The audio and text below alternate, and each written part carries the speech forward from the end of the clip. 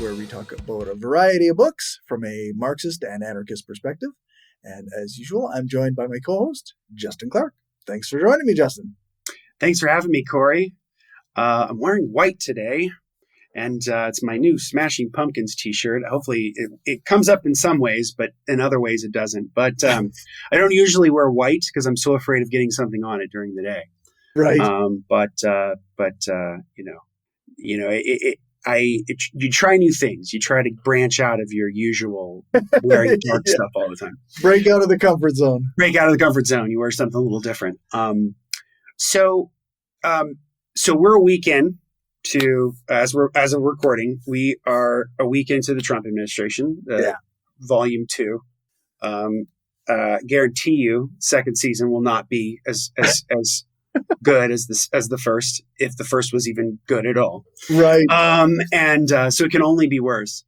And one thing that is very interesting that has been really coming out is that if you look at a lot of the people within Donald Trump's orbit, whether it's newly confirmed Defense Secretary Pete Hegseth, whether it's his prospective OMB director Russ Vought, and others, that there's kind of a through line that connects them, and it's Christian nationalism.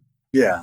And I've said this before, we were talking about this in the pregame, but I don't think Trump is successful without the Christian nationalist right. He was elected with them and has governed for them. And that the ramifications of Christian nationalism have been playing out a lot over the last 20 years, especially over the last 10, whether it's the continuing growth of the voucher programs for private schools and using public money towards private schools, often private religious schools, whether it's the direct public subsidy of churches or other organizations, and of course, the 2022 Supreme Court decision that overturned Roe v. Wade, which pushed the abortion rights movement 50 years back, and it pushed it towards moving it back to the states and back to the system that was in place pre-Roe, which has been disastrous not just for women but for children and for anyone who can have a child. Yeah. And all of these are connected. And the book we're going to talk about tonight was a book that had Kamala Harris won. I don't know if we do this book, but I think that because Trump won and because of the obstacles I think we face now, I think that we have to understand Christian nationalism to understand where we are. For sure. So tonight's book is The Power Worshippers: Inside the Dangerous Rise of Religious Nationalism by Katherine Stewart. Okay. Katherine Stewart is an investigative journalist. She has written for a variety of outlets, including the New York Times, the New Republic, the New York Review of Books, and a bunch of other publications. And she has, for the last 20 years or so, has really focused in and on a laser focus in on the rise of the radical Christian right in America. Her first book was called The Good News Club, which was about something called the Good News Clubs, which were set up in elementary schools and in other public schools across the country that were blurring the line between what was traditional public education, secular public education, and what was religious education. And of course, because Christian nationalists, right-wing Christian nationalists, are weasels, they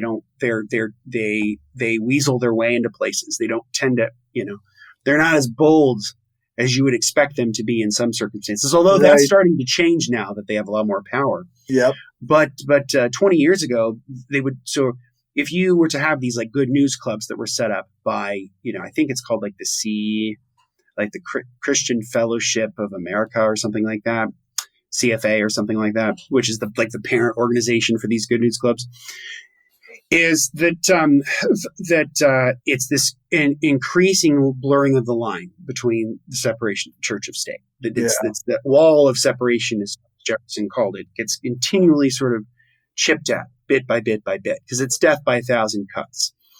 And so that was her first book, and this is her second book. And I've not read the Good News Clubs. I will probably go back and read it. now having read this book. I think this book is great. I think it's a really thorough, interesting, and harrowing account of how Christian nationalism rose in America, and how it developed, how it grew out of really pernicious aspects of American history, particularly slavery, and segregation and discrimination, and how it uses modern tools of politics to achieve very non-modern, very antiquated, very archaic forms of belief. And so, so I think it's really important to know that the big reason why we're in the boat that we're in is that all these religious nationalist groups, whether it's Focus on the Family or the Family Research Council, or whether it's these other different groups, they are all paid for by very deep pockets. And part of that is the consequence of a variety of different Supreme Court decisions and laws that have happened over the last 50 plus years. Right. Two of them are super important. One of them is Buckley v. Valeo, which is in the 1970s. And Buckley v. Valeo is one of the core Supreme Court arguments that essentially means that money equals speech. That and then 15 years ago in 2010 was the Citizens United decision. Right. And the Citizens United decision, again, probably one of the most consequential Supreme Court decisions in my lifetime, in our lifetimes, because I don't think you get to Donald Trump, you don't get to the billionaire oligarch hellscape that we're in now without Citizens United, where Elon Musk could put $250 million into Trump's campaign. Yeah. Because essentially that money is speech. Yeah. And corporations so are people. So corporations are people, right? And that's really the argument, right? That corporations are people. People have speech rights, free speech rights. Therefore, corporations should have speech rights. Yeah. And money counts as speech. Money counts as speech. Therefore, money is speech. And that's really the trouble. So one of the things you notice right away in her book is that there's all of these different organizations and groups that are funding all of this. Yeah. And so it's not like, so there's all these different organizations. So she names a few of them in the introduction. So it's like without the DeVos family. So Betsy DeVos, who was the first Trump Secretary of Education. Right. And the Prince family, who are involved in Blackwater, the private military contract. Yeah, they're the mercenaries. The mercenaries, right? You have the Bradley Foundation, the Howard Amundsen Jr., the foundations of Richard Mellon Scaife, the James M. Olin Foundation, the Lyman Foster Freeze Family Foundation, the McClellan Foundation. All of these monies, the Green family, their own Hobby Lobby, right? Right. Not to mention the fact that you have all of these other dark money groups, whether it's as I mentioned earlier, specifically, if you think of the Family Research Council or Focus on the Family, or what's called the Family, which is the Council of National, the Council for National Policy, which is sort of a generic name, but it is also funded by these very extreme right, very well funded groups that then use their money and networking to build systems of alternative power. Right. In terms of the left, where, I think it's fair to say that in a lot of ways, these people are right Leninists, in the sense that what they genuinely believe that there's an ideological vanguard that exists to sort of nudge the public into a position of revolutionary importance. Right. And I think that's true. And I think that, that's been one of the challenges of watching the sort of liberal left be unable to challenge it, because in some ways they're bringing a knife to a gunfight. They're playing checkers when these guys are playing chess, and part of that's money, but that's not enough of an excuse, because there's a lot of money on the sort of left liberal nonprofit sphere, right? Whether it's historically a lot of Silicon Valley, not so much anymore. Silicon Valley sort of pivoted very hard to the right in the last 5 years, but historically, whether it's Bill Gates or George Soros or these other like left liberal, philanthropic foundations. They exist. Yeah. But one, they don't have as much money. Like the ACLU is not as well funded as the Alliance Defending Freedom, which is sort of the right wing version of the ACLU. And part of that's just a consequence of inequality, right? Like one of the ways that you could stop Christian nationalism in its tracks is by taxing the rich. It really comes down to having a economic policy where you don't have such rampant inequality. Right. I don't think religious nationalism gains the kind of cachet that it has in America without it. And so they would be far more marginal than otherwise. But it's the money, because they have so much money at disposal, most of which is either a tax deductible gift or it's just tax free in general. It allows for that sort of that gravy train to flow so hard that they are able to build the sort of infrastructure and campaigns to change the country in the direction they want, regardless of what the broader public actually wants, because the broader public doesn't want any of this. Even the majority of Christians in America don't even really want any of this. Yeah. Most Christians in America aren't hard right Christian nationalists. So we'll get into some of the details tonight about where this comes from, the origins of a lot of it, which Stewart does a really good job of outlining a lot of the history of this and how we got there. But before we get to that, do we have anybody joining us tonight? Do we have any comments so far? We have no comments as of this moment. Okay. We've had the viewer numbers have been going up and then down, and then up and then down. Up and then down. Yeah. So. Well, okay. So let's sort of talk about how this kind of works in practice. So she opens the book talking about going, because she went to one of these, she went to a lot of like right-wing events where she would take the temperature of where people were. One of the things you get right, once you figure out right away, is that these really well-funded Christian nationalist organizations are really good at developing propaganda and literature to provide to pastors. Because their whole attitude is, well, if we can get the pastors, we can get the public. We can get their parishioners. We don't necessarily have to we don't necessarily have to propagandize to every single parishioner on our own. We can just give it to the pastors. So you'll often see how in violation of existing law, right? Which the federal government doesn't do a very good job of enforcing, even under Democrats. And specifically the Johnson Amendment. The Johnson Amendment was an amendment added to an appropriations bill in the 1950s by then Senator Lyndon Johnson, before he became president, that basically said that public monies cannot go to religious organizations for the explicit purpose of endorsing individual candidates. Yeah. So what Christian nationalist organizations will often do is they'll sort of develop literature where they're not explicitly endorsing a specific candidate per se, but they're sort of nudging you to the way that you should vote. So, and the way that they do that is with the issue of abortion. Abortion is really the linchpin that holds the religious nationalist right together. But it wasn't always that. Mm-hmm. And she talks in the book about how that changed and why that changed, and we'll get to that in a bit. Okay. But abortion is often the issue that will unite people in that space. And so, she writes about how they will provide this literature to people where it's like, here are the two candidates, or here are the two or three major candidates, and here are their stances on specific positions. So if it's a Democrat, generally they're going to be pro-choice, although there are pro-life Democrats. My former U.S. Senator Joe Donnelly, who was a Democrat, was pro-life. And part of that was because he was a Catholic.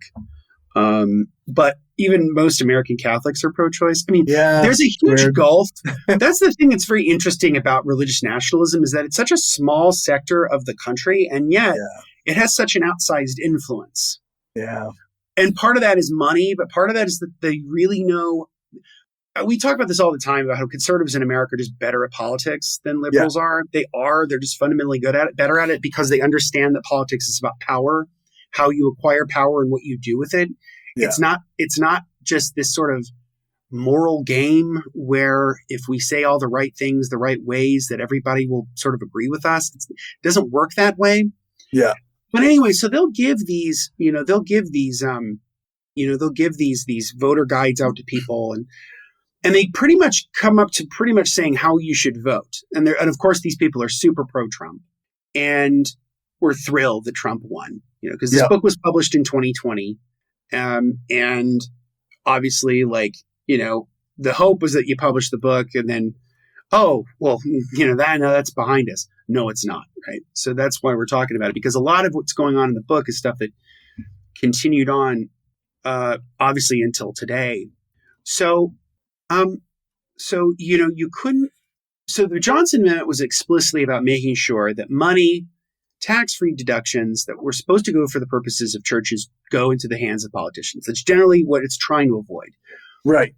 And the religious right in America have been very clear about them wanting to do away with the Johnson Amendment. I mean, when Mike Pence was vice president, he explicitly said that. Yeah. At other events. Don't they have a lot of churches? They have a specific day where they're like, we're breaking the rule today. Yes, they do. She doesn't mention, I don't remember if she mentions that in the book, but yes, they do. They have a very specific day where they break the rule. And so that's why I tell people, I heard this from someone and I agree. I can't remember where I heard this, but it's these people meet on Sunday every day and they're planning what to do. What are you doing? Yeah, that's right. And I think that's been one of the reasons why I think religious nationalism, Christian nationalism has been so successful in America too, is because in America, because of decades and decades of hollowing out of the social fabric of America through neoliberalism and globalization and the hollowing out of the government, and especially social democracy or the welfare state, there aren't very many avenues left for Americans to have some form of social solidarity, right? And so there's really only two left in America that have a huge sway on anything. One is sports, and the other one is religion. And so even though they might be a minority, but they're meeting every Sunday, they're planning every Sunday, they're working, they're learning, right? So it's that's what makes it so difficult to fight back against them, because the left doesn't, in America at least, does not really have that network yet. Right. The most logical way we would do that would be through unions, which is what it's been historically, right? Right. And so the growth of unions, which is why they want to try to stop the growth of unions. It's why Trump just fired one of the Biden appointees to the NLRB, the lead counsel of the National Labor Relations Board, is because which is funny because then they talk about how much they're pro-worker and we care about the working class, and yet they do this kind of shit. It's all a smoke and mirrors game, as you figure out. And so what you realize is that these people are super, super conservative. Of course, they're anti-abortion. They are, of course, anti-LGBTQ rights. They are extremely militaristic. A lot of times, people who are in this space are like former generals or they're former high-level officials in the U.S. military. And it's no surprise that I think that that's the way that kind of is. Right. And so what you recognize is that that they have sort of infiltrated all aspects of American life in ways that people don't realize. So, for example, she talks about a guy named Ralph Drollinger who founded something called Capital Ministries, which is about providing Bible studies in the U.S. Congress. Now, I don't have a problem with Congress people meeting together by sharing their faith or philosophical point of view. I don't have a problem with that. The bigger issue is that they're doing it often on public grounds during publicly administered meetings and things like that. That's kind of the bigger issue. And so when you recognize that, it's really pernicious. And again, they're very well funded. I mean, this is the other thing too. I mean, that's and they have extremely socially backward views, Yeah. A lot of times they are, of course, that, wives should submit to their husbands, that corporal punishment against children is okay. Yeah. That men need to suck it up and not, think about, don't get emotional. Don't feel like you have to work through things or think about your feelings or anything like that. Just suck it up.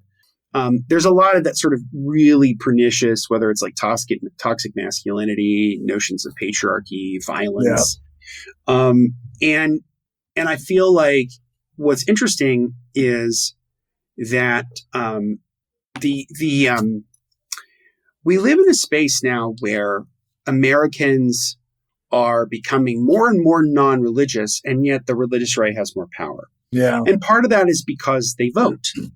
So, and Stewart talks about Ralph Reed, who's one of the old school people, who has been involved in the hardcore religious right for decades. Okay. And I think he's part of like the Faith and Freedom Coalition, and which is his organization. But he's basically explicit. He said, "Look, I know that hard right evangelicals in America, or hard right Christian nationalists in America, are the minority, and they're growing smaller. Yeah. But we can mobilize them, because all that ever matters at the end of the day is who shows up on voting day, who's at the polls." And I think this is especially evident in both of Trump's elections. When the Democratic Party ran pretty uninspiring candidates, whether it was Hillary Clinton or Kamala Harris, where when you run them, and Harris was more, I guess, to a certain extent, more inspiring than Hillary, although that sort of the enthusiasm certainly waned as that campaign went on. But because the traditional Democratic electorate was so unenthusiastic about 2016 or 2024, that millions just stayed home. Obviously, a lot of it was also opposition to the ongoing genocide in Palestine and in Gaza, right? Mm-hmm. And the Biden administration's complete and total complicity in that. Yeah. And there's been some interesting polling coming out from YouGov that is pretty much dedicated that a good chunk of the reason why Kamala Harris won was because of that. That is actually a much more important issue than even I considered at the time. Right. And so when you depress your voting base, it makes the minority voting base, and when I'm using the word minority, I mean like the Christian nationalists. Yeah. It makes their votes count more because there are fewer votes on the Democratic or liberal side. And Ralph Reed's very clear about that. He's like, but we get our people out. We mobilize them because we can. And I think that's really one of the things that is super frustrating. I mean, so Ralph Drollinger, who was the head of the Capitol Ministries, I mean, he was doing weekly Bible studies with White House officials, whether it was the head of HHS, the administrator of NASA, Secretary of State Mike Pompeo, like all of these people who are really high up in the Trump administration. And so this is the first term, and it's no surprise that there's this weird melding of the church, specifically Christian nationalism in the state, and in a way that is, I think, particularly pernicious in the sense that it's a way of being able to hold back forms of social and economic progress. Because, and Stewart mentioned this too, like if you have like a faith community and you're trying to get them to vote, and they ask a question about the minimum wage, or they mention what really matters more, someone gets paid a little bit more or life, right? This is where you get the sort of anti-abortion. Right. And I think that component is super important to understanding the religious rights and continuing assault on democratic norms and civil rights in America. And we'll pivot into talking about abortion here in a sec. But before we do that, do we have any comments? Yeah, we got a couple. Velkin999 is here. Hi, thanks for being here. And said, that's this one. The melding of religion and country is genius and scary. It makes being devoted to country the same as being devoted to God. It's mixing what's real and what isn't, in my eyes. Right. That's exactly right. So, and if we talk about histories of nationalism, I think of whether it's Benedict Anderson's book, Imagined Communities, or Eric Hobsbawm's book, Invention of a Tradition, where nationalism is also kind of a fiction, where the nation state itself is not a fiction; it exists, right? But national, like a national conception, is also a sort of a figment of an imagination of a culture of a people.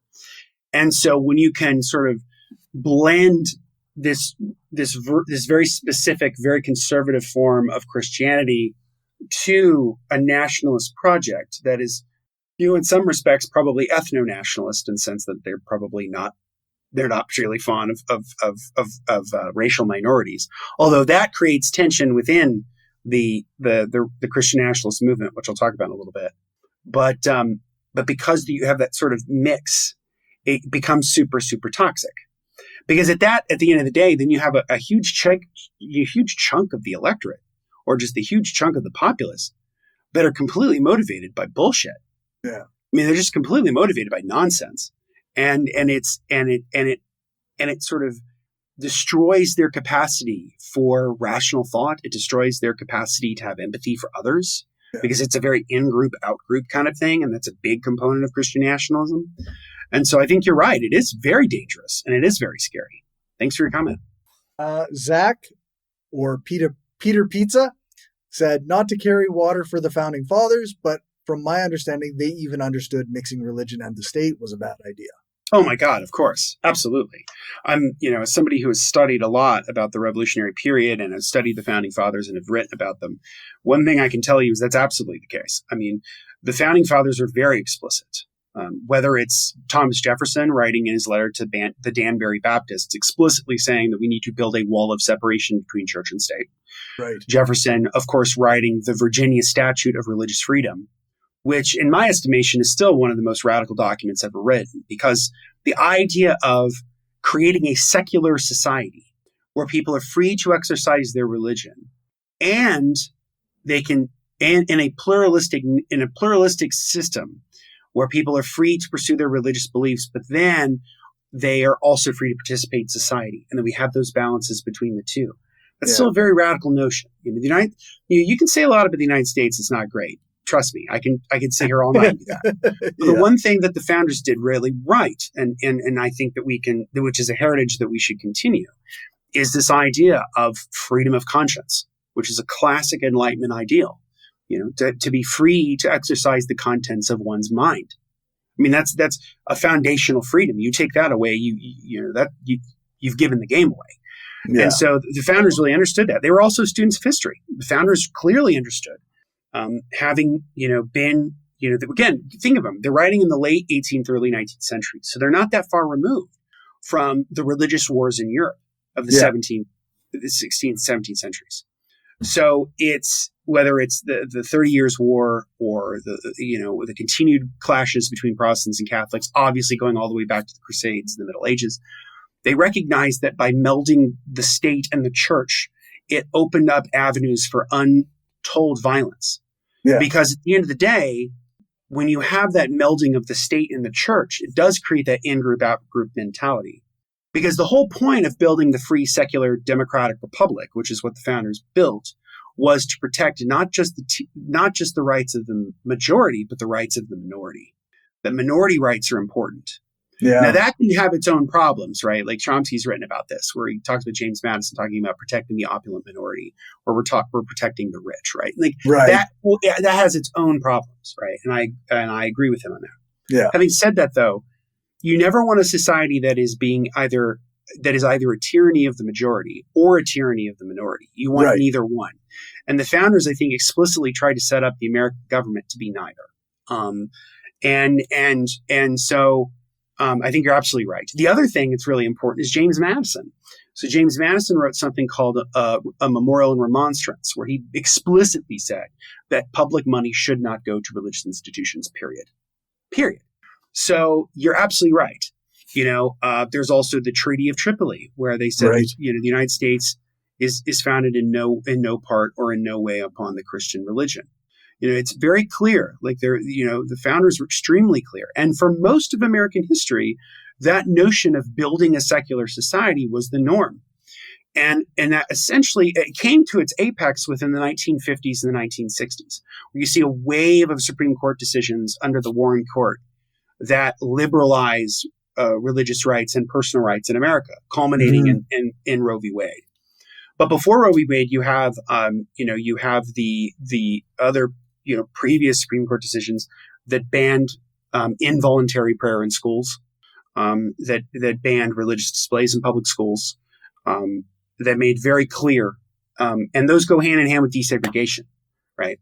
So you can imagine white Christian nationalists are pissed because it's like, oh, I have to take the Bible out of schools and we have to put the blacks in. Like, that's like a nightmare scenario for these bigots, right? And that's going to be something we talk about here in a minute. But you're absolutely right. I mean, the founders were very clear on this, unambiguously clear, I think, on this, where they were ambiguous on many other things, but on this they were not, because they understood explicitly. The U.S. Constitution never, ever mentions the word God. Right. Word God does not appear in the U.S. Constitution at all. And it only really appears in the Declaration of Independence, of talking about in nature and nature's God, which is sort of an Enlightenment deist notion of God. It's not, the sort of the God of the old time religion. And so the U.S. Constitution mentions religion exactly twice, and both of them are proscriptions against what religion can't do, what religion can and can't do.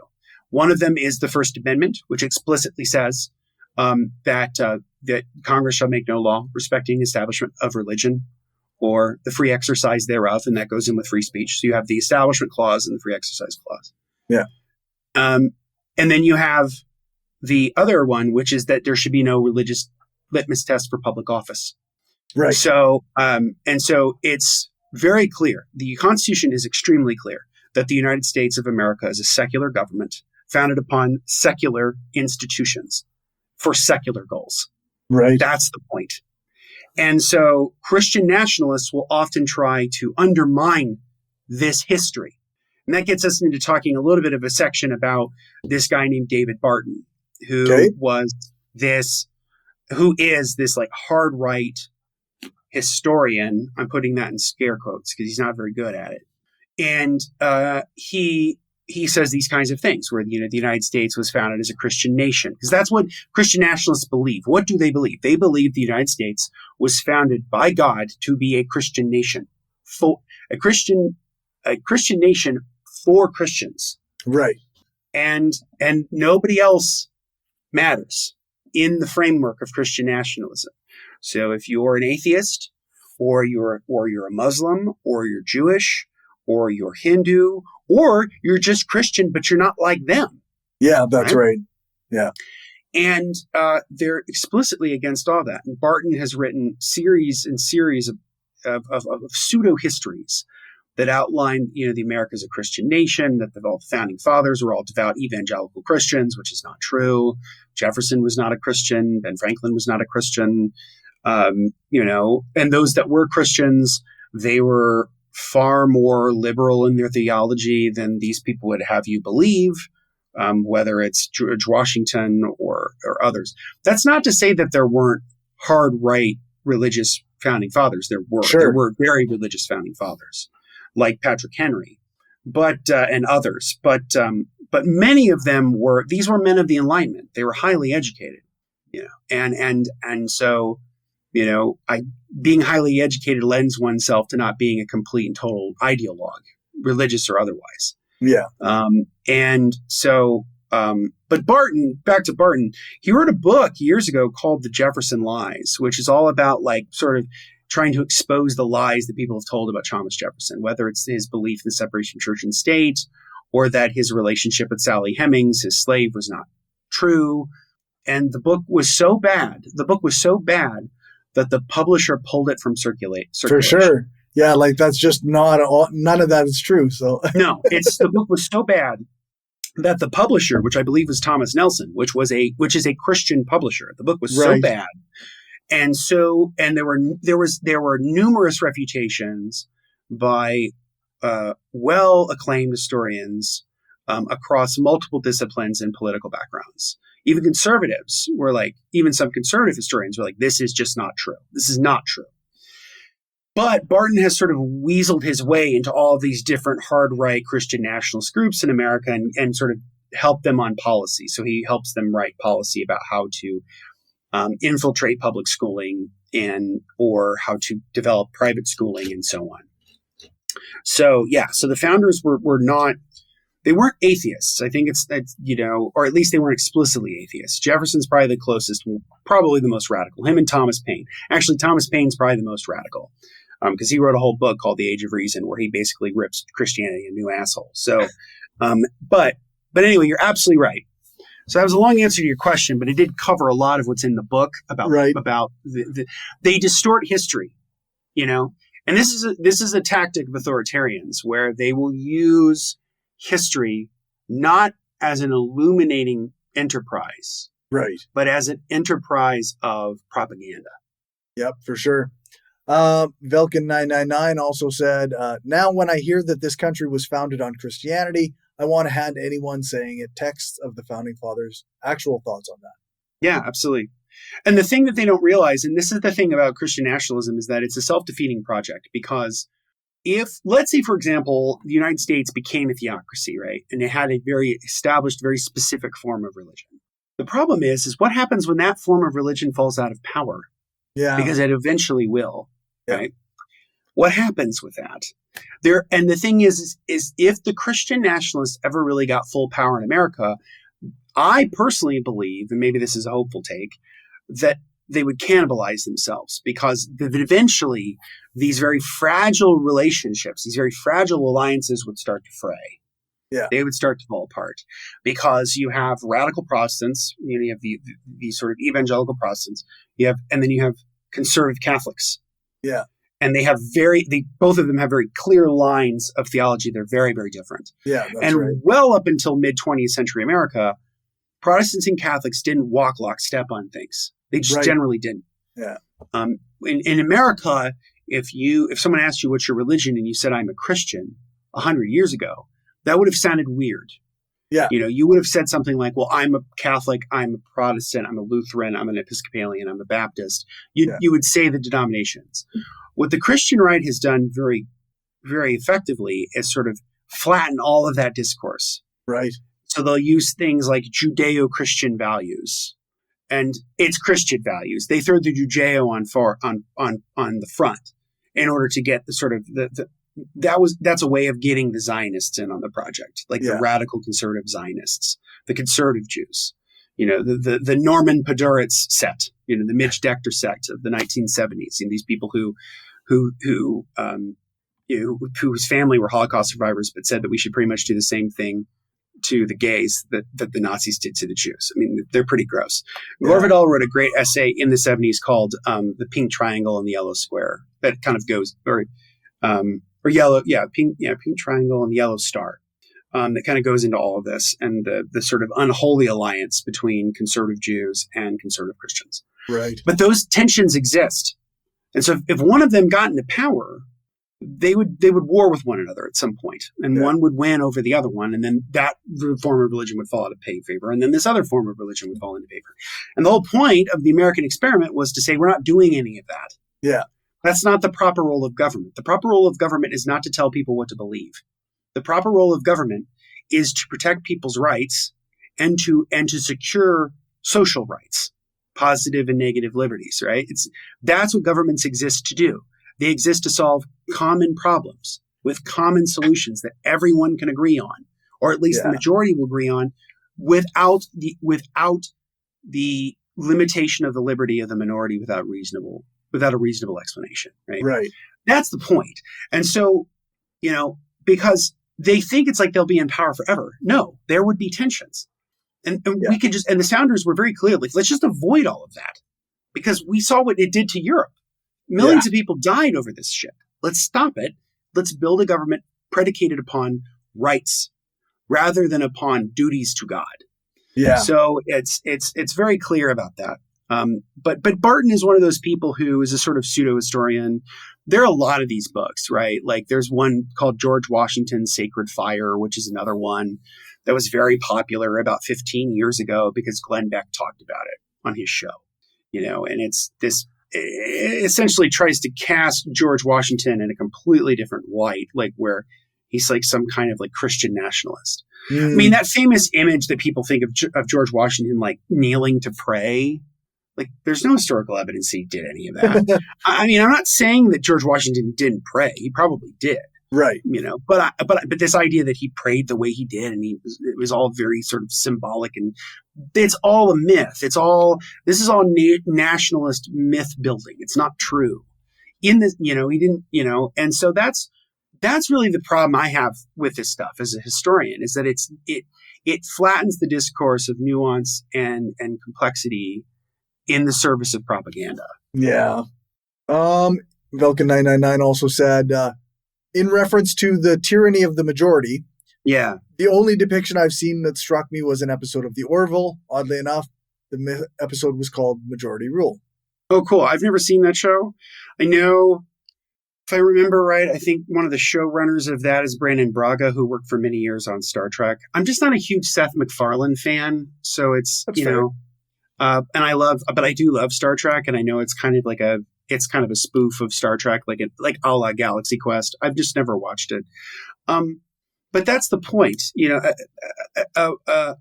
A free and democratic society is one where undue burdens are not put upon the majority nor the minority. That there's a society where we live in democracy and pluralism and intolerance. Right? These sort of, and I mean, these aren't even socialist values. I mean, these are just broader sort of like Enlightenment, humanist, liberal values, which we'll talk more about when we do, about a month from now, when we do the book on liberal socialism, Matt McManus's book. Ah, cool. And, these are values to hold on to. We shouldn't abandon them, right? Yeah. And that's where I think sometimes some on the left tend to overcorrect. And it's like they want to throw out the baby with the bathwater in terms of liberalism. Like, no, there's a lot of good in the liberal project. Yeah. It's only fulfilled through socialism. It's only fulfilled through yeah, that's right. The good stuff comes from project. the other things that we want. Yeah. Yes. Yeah. But yeah. Do we have any other comments? Yeah. Zach also said, do you think the Christian nationalist factions can get along as well as they do because they can each project onto Trump? Those on the outside can clearly tell he isn't a Christian. Yes. I think that's a really great question. And I think you're absolutely right. So Trump becomes kind of the avatar, right? And part of it is it's because Trump is a very transactional man, right? Like, he's like, you scratch my back, I'll scratch yours. He's very much like that. And I think a lot of the political figures, whether it's Reagan, George W. Bush, even Gingrich and the Republican Revolution in the 90s, they could not have been elected without the Christian right, but they often took the Christian right for granted. Yeah. So it was, very much like Democrats often took the working class for granted or minorities for granted, and they realized, oh wait, they may vote for Trump too, and sort of took him for granted. And I felt like the right-wing politicians in America often promised the conservative right a lot of things and didn't deliver. They did deliver a lot, but they didn't always deliver. Yeah. Trump has delivered for them, right? So they see it as being very transactional. They know everything about him, They see him as an imperfect vessel for a perfect cause. Right. Right? And if anything sounds like Christianity, it's an imperfect vessel for a perfect cause, right? Like that's Jesus, right? Yeah. And so and so I think you're right. I think they sort of project onto Trump all their hopes and their aspirations and their joys and their fears and their frustrations. That's why it's very cult-like. I think the MAGA stuff is very cult-like. Yeah, for sure. And it's because the conservative right have gotten a lot of what they wanted because of him, right? They have a supermajority on the court, the Supreme Court, that will be there for a generation, if not two. You have the expansion of the voucher school program. You have obviously the overturning of Roe and all of the religious privileges that people are getting now in a way that they didn't before, right? Because in the framing of Christian nationalism, to them, religious freedom actually means religious privileges. Yeah, yeah. Traditional form of religious freedom was that the state was not to interfere in your religious activities, That's nor right. were religious activities were to interfere with the state. That's the point. That's the broader point of the separation of church and state. It protects the church as much as it protects the state. Because that's the other thing too, right? Is imagine that you're a part of a minority faction of a religion and you live in a theocracy. Mm-hmm. And the government could then strong arm you to shut down your church, Yep. or it could put you in prison, or it could take your money, or ultimately it could kill you. Well, I look Right. at India, right? Like Exactly. Narendra Modi and his Hindu nationalists are constantly targeting the Muslim minority that exists there, right? Exactly. Or think of Israel, right? I mean, Israel's the example of this. Yeah. In modern times, and so it's very disastrous. But Trump gave them what they wanted in a way that conservative leaders of the past did not, and so that's why they're lockstep behind him, because they know how the game is played. I'm sorry, they just do. They know politics is about power. Yeah. It's about who gains power and what they do with it. And so, they recognize that on some level. Like I think some of them, if you got them in a room and you were talking to them one-on-one and you would just go, come on, what do you really think about Trump? Some of them, maybe not all of them, but some of them would probably tell you, oh yeah, he's a piece of shit. Like, we don't like him at all. He's a terrible human being. But we have the supermajority on the court. Roe was overturned. Yeah. Like all of this, right? So he's given them a lot of what they want. And I think that's part of the reason they're so behind him. Yeah, for sure. Velkin 999 also referring to the Orville. I recommend it. It's handled tastefully despite Seth MacFarlane. That's good. That's good. Let's hope that despite Seth MacFarlane's not doing a lot of heavy lifting. I mean, that's because I really don't like him that much. But he's really good at playing one character, which is the arrogant asshole. He's really good at playing that. Yeah, the arrogant asshole who's also kind of an idiot. He's very, very good at that. That's his shtick. That's his role. I enjoyed the show. I don't know how much of a hand he had in the writing of it, but that's his role as the guy, the arrogant idiot. But the arrogant idiot, and you can only see that so many times, where before you go, I'm good. Yeah, fair. Well, and so much of his shit is like mean spirited too. It's not. I'm just not a fan. I enjoyed some of the episode, the themes of the episodes, but yeah. And I imagine a lot of the good stuff is due to Brandon Braga and not him. That would be my hunch. Right. That would be my hunch. Anyway, but yeah, so let's talk about abortion, because abortion is like the key issue that unites the conservative religious right, the nationalists, Christian nationalists. And there's an interesting historical truth that Katherine Stewart lays out in the book that I kind of knew but didn't know all the details about, which is fascinating because it's true, which was that for most of American history, abortion was not an issue. Right. It just wasn't.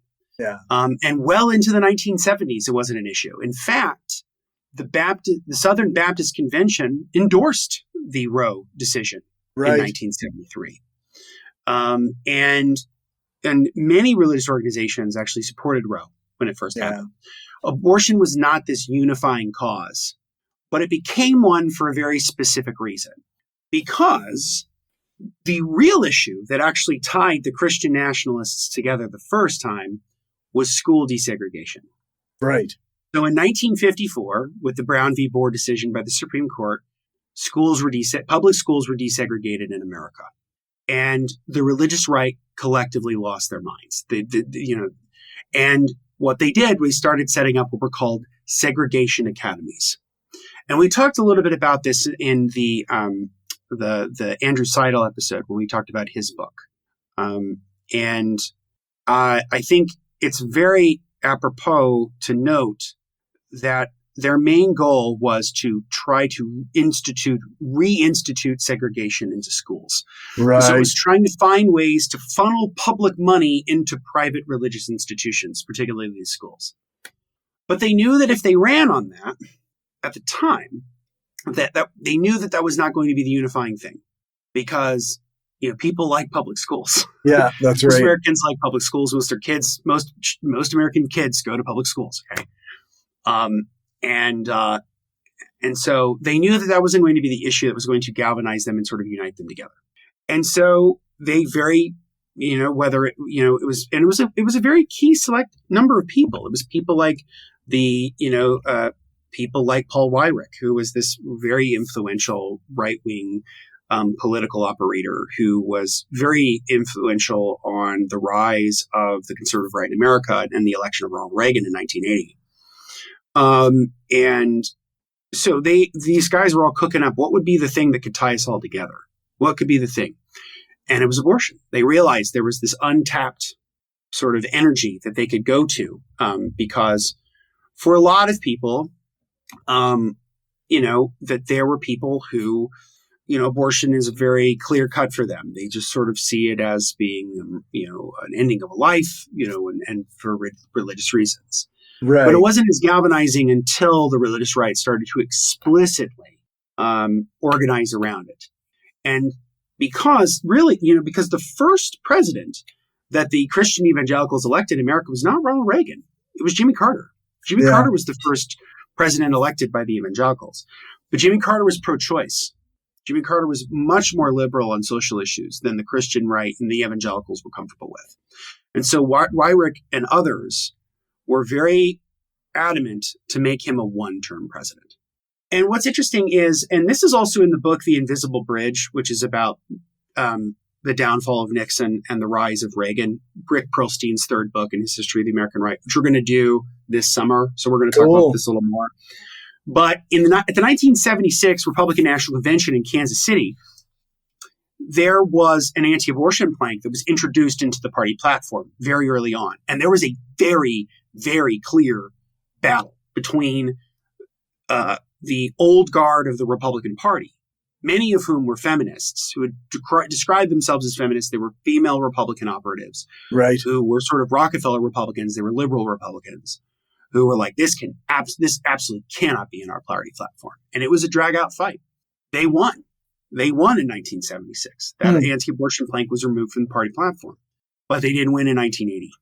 And so, the religious right used the power of their money and their well-connected groups and their political organizing, especially direct mail, because that was what Weyrich was good at. That was his big thing, was direct mail, which Karl Rove would use a generation later to elect George W. Bush, right?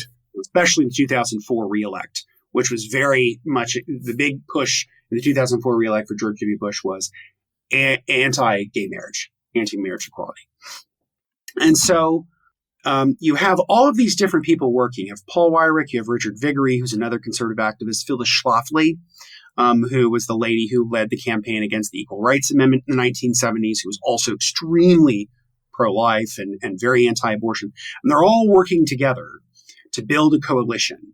And this leads to the development of what's called the Moral Majority, which was Jerry Falwell's group, and others.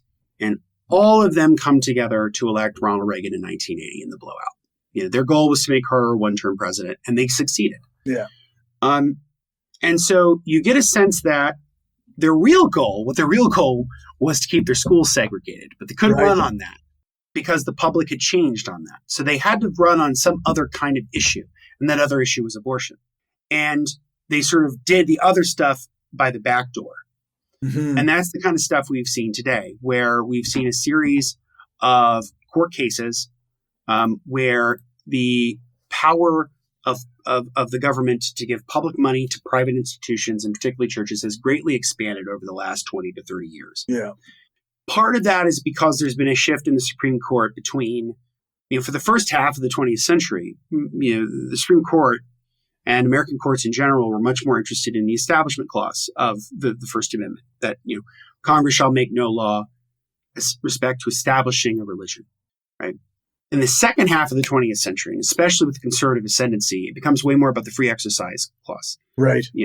Or the free exercise thereof. And so legal theory becomes to be warped so that religious liberty, which meant freedom for churches, but also limitations on what they could receive from the state, because they were receiving other benefits, specifically tax exemptions, right? Right. When you give an organization a tax exemption, that's the American people essentially paying the bill for something that they wouldn't otherwise, right? That's what that is. Because that tax revenue has to be then shored up by the public.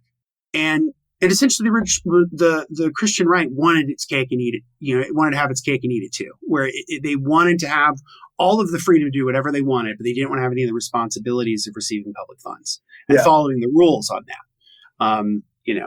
Because there were, for example, Bob Jones University, which was a right evangelical university, was very explicit about banning Black people from attending. Yeah. Until the federal government stepped in and said, if you're going to receive student loan money or you're going to receive Pell Grants, you're going to receive any kind of public money, you have to desegregate your schools. Yeah. And so that's really the fight. I mean, they what they really want to do is they want to destroy public education. And that's a big part of the book too, where she talks about Betsy DeVos and the DeVos family and their involvement in school choice. Yeah. Because apparently they like choice when it comes to schools, but not really much with anything else. Yeah. And about how it's to undermine the public school system so that we can bring back private schools, particularly religious schools, that can then receive public dollars but not have to follow public rules. Yeah. And that's your voucher systems and whatnot. That's your voucher systems. That's the charter schools, all of it. Yeah. And I would say that a lot of liberals were useful idiots on this, in the sense that, a lot of them were sort of pro-charter schools, despite the fact that if you look at charter schools, like their educational attainment's not really any better than your traditional public school. Yeah. And if anything, these whether it's the voucher programs or it's the school choice programs or the charters, they just take money away from the public schools that should just go to the public schools that would make them better. And it's the traditional right-wing playbook, which is the find a public program that you want to destroy, starve it of money and people. Yeah. Ultimately and privatize it. Ultimately to privatize it. Yeah. And then just tell people, look how bad this is running. That's it's right. running so terribly. It's because you took its money. Yeah. And so you have all of that going on at the same time. She also has because we're getting towards kind of finishing up. Like there's a whole section of the book where she talks about how a lot of the spiritual leaders of the Christian nationalist movement were influenced by pro-slavery preachers, particularly a guy named R.J. Rushdoony and others who were very influenced by these antebellum and sometimes postbellum preachers and theologians who were very explicit in thinking that Black people are inferior, that slavery was actually a good thing for them and that it civilized them, that kind of horrible shit. There's also the way in which this, of course, affects women, right? So when we're thinking, and people who can have kids. So when we're thinking about with the anti-abortion laws or violations of someone's human rights for your religious rights. So she has a good chapter in the book about how women's healthcare and healthcare in general often gets severely undermined by this expansion of religious liberty to include the ability to turn patients away because certain forms of care, whether it's abortions or medications that could induce abortions, are seen as immoral, so we don't do them. Because in America, a huge chunk of the hospitals are owned by Catholic organizations. So they have medical and they have moral directives that tell that so a woman can actively be having a miscarriage. The fetus can be dead inside her, and it could be going septic, and she could always dying before they actually do anything. And the author, Katherine Stewart, actually shares her own personal story of having this problem where she had a miscarriage. And they turned her away multiple times from the Catholic hospital that she went to before she could receive care. And and she had lost so much of her blood and was near death that when she went home, her toddler didn't recognize her. She didn't. Her toddler didn't know who she was because she looked like she was so close to death. So this kind of stuff has a real world consequence. Yeah. Whether it's taking away money from public schools, jeopardizing the lives of women and children. She talks about another preacher in this book called P.J. Smythe, who had decades of documented alleged sexual and physical abuse against children. Of course. So you have all of that going hand in hand, right? And so I think we live in a society that is very tolerant in a lot of ways. And I think that's a good thing. But sometimes we become so tolerant that we tolerate intolerance, that we tolerate these people who are seeking to undermine the liberal sort of broader democratic project, which they shouldn't. They get to twist the language in a way that makes people who are tolerant believe that oh, well, we have to let them have this extra privilege or else we're being the bad guys. And exactly. it's all just a dishonest framing of the way that things are supposed to work. And in American politics, the right frame the debate, and the left tends to respond to the right's framing. Yeah. It's usually how it goes. And that's been a challenge. I mean, I think that with abortion, I mean, they have reaped what they've sown in the sense that you've had multiple states now approve laws or referendums that support a woman's right to choose. You are seeing, that the 2022 midterms were not nearly as good for Republicans as people thought they were going to be, specifically because of that. Trump won, but in 2024, but his election was one of the closest in American history. Not to mention the fact that the House only had 5 seats. They have a 5-seat majority. That's it. Yeah. Right. So the thing about the way that the American government is structured is that these policies, these sort of rabid right-wing Christian nationalist policies, are unpopular. And if they were to be run on directly, people wouldn't vote for it. They just wouldn't. Yeah. That's why Trump ran away so hard from the Project 2025. Yeah.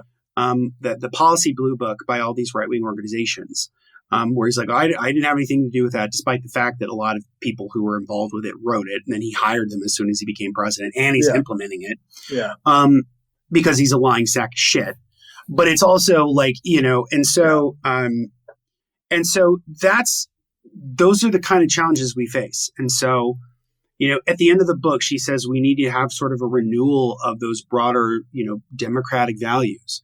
We need to fight voter suppression laws. We need to fight Christian nationalism, whether it's on your local school board or it's in the White House. Yeah. That you need to find ways to resist it.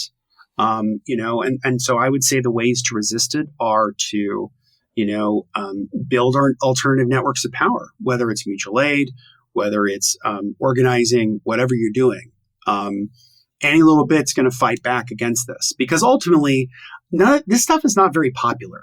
Like if they actually had to say out exactly what they were going to do, no one would ever elect these people, or at the very least, they would be in the minority. They would not be the majority. Most Americans don't believe in this crap. Yeah.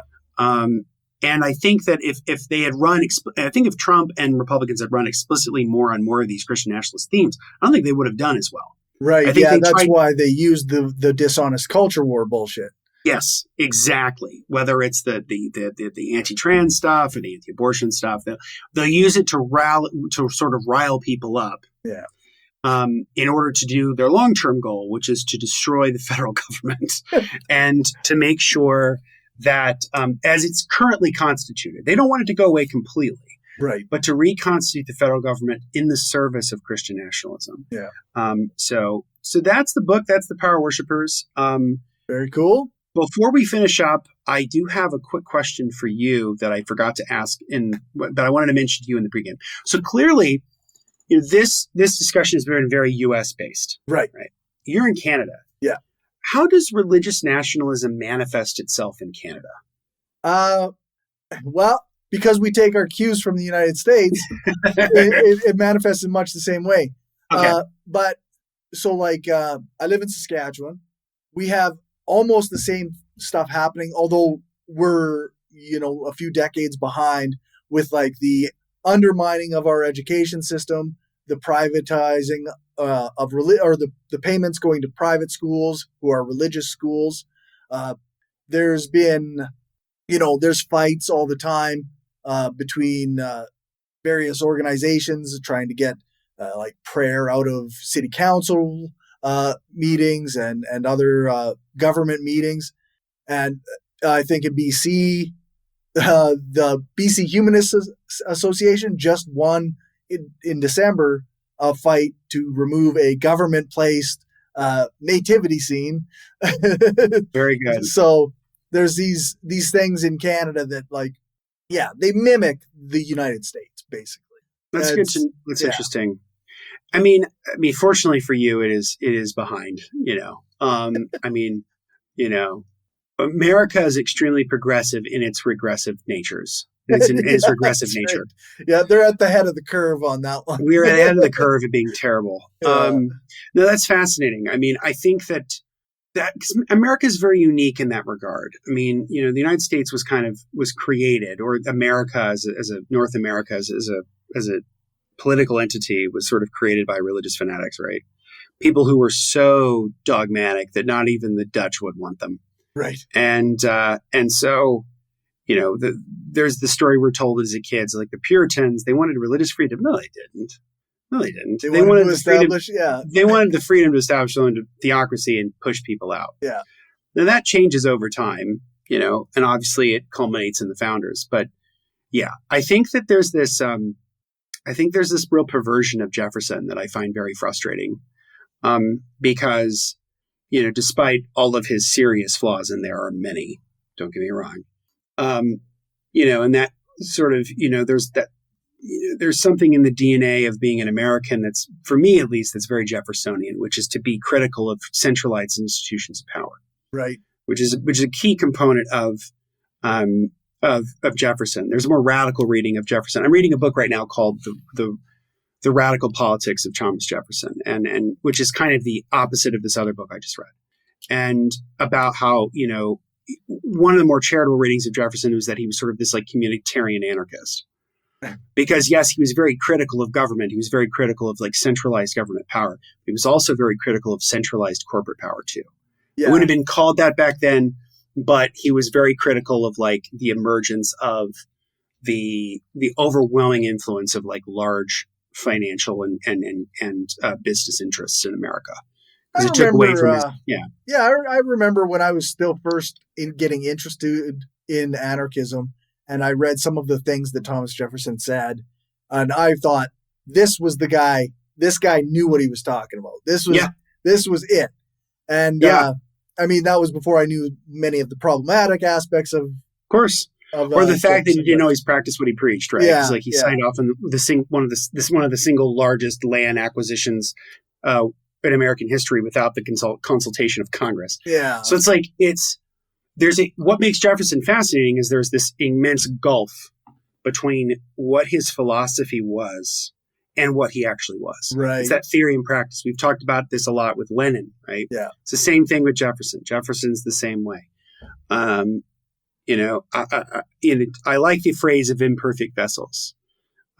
Jefferson was an imperfect vessel for perfect ideas, in the sense of, life, liberty, and the pursuit of happiness. The governments are constituted among men, people, to be today, to not be gendered, and that they govern from the explicit consent of the governed. And that if they don't do that, it is the right of the people to alter or abolish it, right? Like these are very radical ideas. They're still radical today. They're ones that people need to. But yeah, so like I find it very interesting when people want to try to make Jefferson out to be like this like right libertarian when he's clearly not. He's a left libertarian. Yeah. Jefferson belongs on the left. For all his problems, he belongs on the left. For all of his problems, Jefferson belongs on the left. He's not a right winger. Yeah. And because he's critical of concentrations of power, period. It wasn't just the government. Yeah. But you're right. I mean, but again, it's these people just don't know the history, or they do, and they're just manipulating it for people who don't. And that's you almost have to wonder what's worse: people who don't know the history, and so they just kind of regurgitate whatever bullshit they hear, or the people who willingly mislead people. Yeah. And that's the Christian Nationalist Project. It's sort of willfully and purposefully misleading people in order for its broader political project, because that's what it is. Christian nationalism is not Christianity. There are many good Christians in America, the majority, I would say, who are not Christian nationalists. Sure. There are many great progressive churches, that have done great charity work, that have a lot of good people, and I think that's what people need to recognize, is that Christian nationalism is not Christianity. Their project is not a religious project. It is a political one. Yeah, that's right. And it's interesting to think, like, because of some of the extremists that are Catholic in this regard, they often veer away from even the Catholic Church itself. And totally. And they don't even consider the current Pope as the true Pope because of, I think they even don't think that there has been a true Pope since whatever their favorite Pope was. I know, right? So there are some people who they don't believe in the Second Vatican Council, which goes back to Pope John the 23rd in the 1960s. So when the Vatican II happened, it liberalized the church. This is where they go back. They get rid of the preachers standing with their back to the audience, back to the pews, speaking all in Latin. They then turn to face their parishioners and speak in the language of their people. And there's a lot of other broader liberalizations that occur within the church. Which again, you can make the argument that some of that's also happening under Pope Francis, although I think it's sort of uneven as any institution like that would be. Yeah. But there are a lot of people who don't see any pope after John the 23rd and including him, as like legitimate. Right. They're like hardcore conservative Catholics. Yeah. Yeah. So it's I think that's a really good point. And what's so funny, people make this, I follow somebody on Instagram who is Catholic, who's a Marxist, like a progressive. So people who are like born Catholic tend to be far more liberal than people who convert. So people who tend to convert tend to be way, way more conservative than people who are born. This is your J.D. Vance, right? J.D. Vance didn't grow up Catholic. He converted to Catholicism.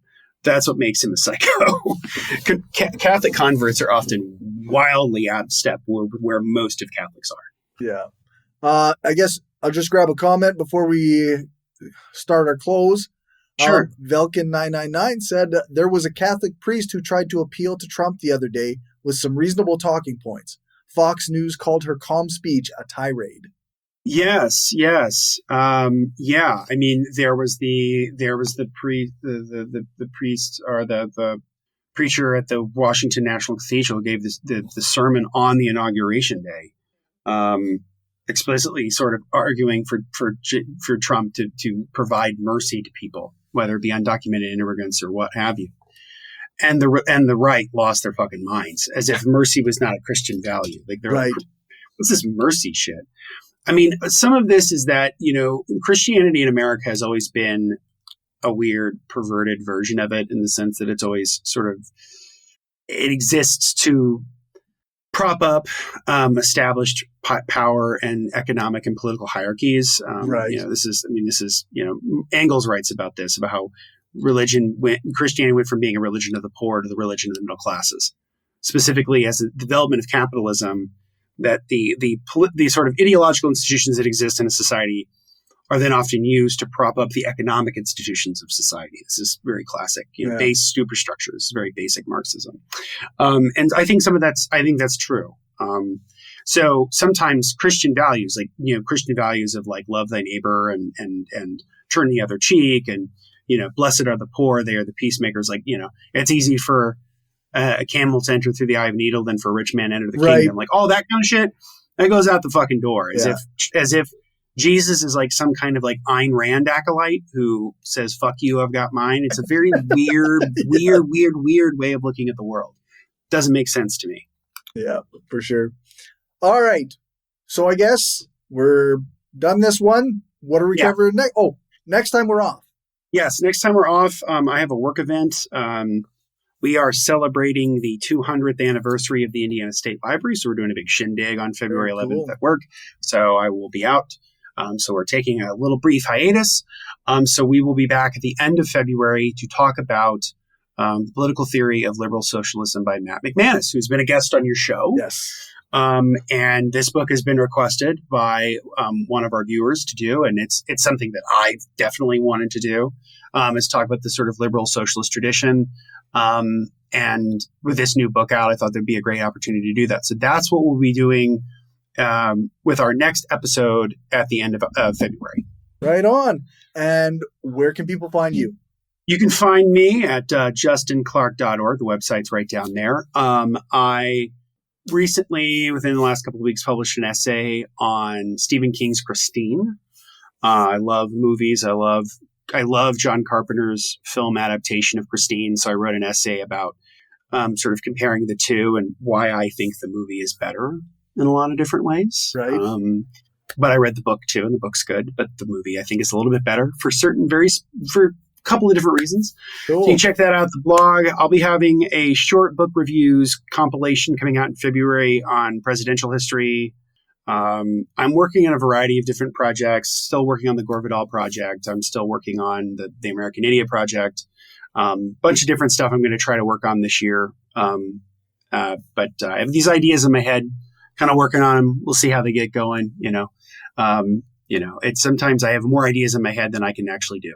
I know that feeling for sure. But you can also follow me on social media, Justin Clark PH. PH stands for Public History. You can follow me on Instagram, Threads, Blue Sky.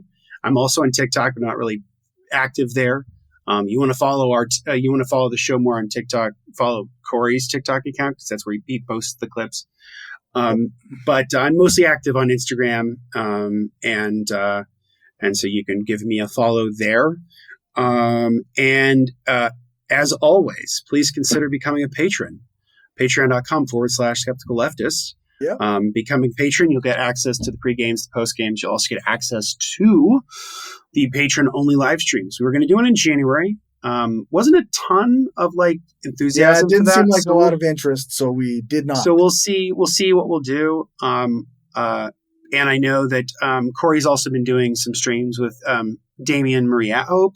Yes. I would like to do another one where the three of us come together. We haven't done one in 3 years. I'd love to do that. For sure. And maybe we'll do one of those soon.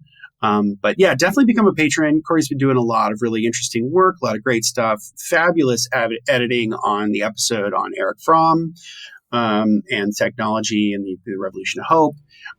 Really good interviews, really interesting stuff coming down the pike. So, if you want to support the work, please become a patron.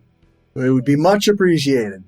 I guess thank you, everybody, for being in the chat and for watching and for listening. And thank you, Justin. Thank you, Corey, and we'll see you guys in about a month. All right, folks, that's all for now. Thanks for watching or listening. Remember to share this show with your friends or on the social media site that you use the most. Thank you to everyone who supports this show on Patreon. I really appreciate it, and it helps me keep the power on. Thanks to my top patrons, Damien Marie at Hope, Some Random Geek, Justin Clark, Dan F. Smith, and Lisa Glass. And thank you to my new patrons. You can stay tuned for the list of patrons at the end to see your name listed. If you aren't a patron and want to contribute, you can do that at patreon.com/skepticalleftist, or you can send a one-time donation to buymeacoffee.com/skepticallefty. I also have a Substack where you can subscribe for free or you can donate per month.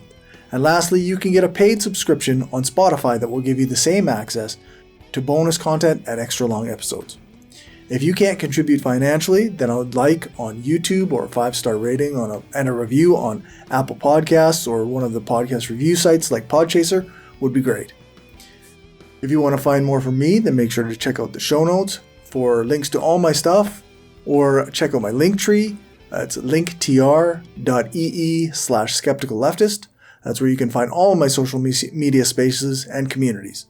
You can also email me at mindofaskepticalleftist@gmail.com. Thanks so much for listening or watching. Make sure to leave a comment on the video, join your local org, print off some posters or pamphlets, and spread the propaganda. Also, stick around for a clip from this episode's post-show chat.